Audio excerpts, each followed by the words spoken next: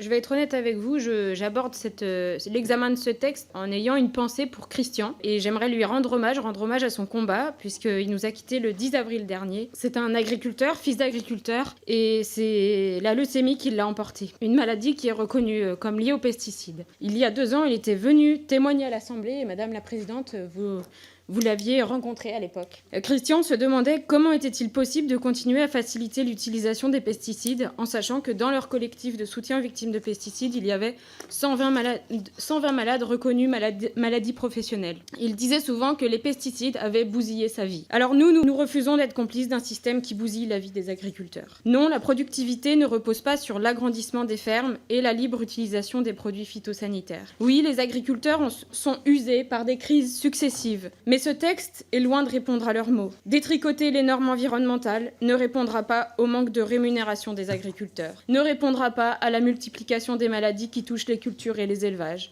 ne répondra pas aux besoins de renouvellement des générations. Par contre, on va continuer à rendre malades les gens et les terres. Et lorsque les terres ne seront plus fertiles, les agriculteurs travailleront comment? Lorsqu'ils seront touchés par la maladie après avoir été contraints d'utiliser des pesticides pour répondre aux exigences de rentabilité, que leur direz-vous? C'est surtout la qualité des sols, la rusticité, la diversité des semences, la polyculture élevage, la préservation des zones humides qui aidera l'agriculture à résister au changement climatique. C'est l'agronomie qui contribue avant tout à l'amélioration de la production alimentaire. Mais ici, comme dans d'autres domaines, les scientifiques sont remis en question chaque fois que la science ne va pas dans le sens du profit des multinationales. Relever les seuils des installations classées pour la protection de l'environnement, revenir sur la réglementation des produits phytosanitaires, des mesures à court terme qui finiront par détruire l'outil de travail des agriculteurs et leur santé. Pour lever les contraintes au métier d'agriculteur, ce texte loupe totalement le cœur du problème. Les personnes qui souhaitent s'installer en agriculture sont nombreuses aujourd'hui, mais elles rencontrent des difficultés.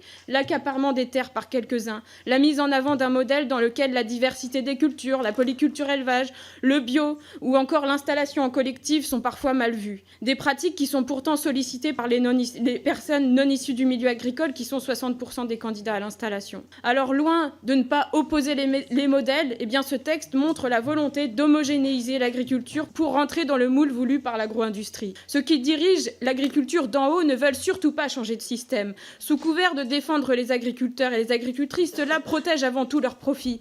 Les multinationales continuent à faire ce qu'elles veulent et les pouvoirs publics détournent le regard. Avec ce texte, vous répondez aux injonctions de l'agro-industrie et de l'agrochimie qui n'ont que faire des agriculteurs comme Christian. Alors nous porterons la voix de cette majorité agricole silencieuse qui est confrontée avant tout à des contraintes économiques et de revenus.